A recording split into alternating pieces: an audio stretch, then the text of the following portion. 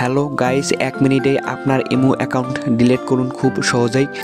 এজন্য imo apps এ চলে যেতে হবে, নিচে প্লাস আইকনে ক্লিক করতে হবে, মোর এ ক্লিক করতে হবে, এখন সেটিং এ ক্লিক করতে হবে, আবার নিচের দিকে অ্যাকাউন্ট অ্যান্ড সিকিউরিটিতে ক্লিক করতে হবে। এখানে নিচের দিকে দেখতে পাচ্ছেন ডিলিট ইমো অ্যাকাউন্ট, এখানে ক্লিক করতে হবে। এখন apply to delete A click করতে হবে। আপনি কেন ইমো আইডিটি ডিলিট করতে চাচ্ছেন তার একটি কারণ দেখাইতে হবে। আমি I change my phone A click করলাম।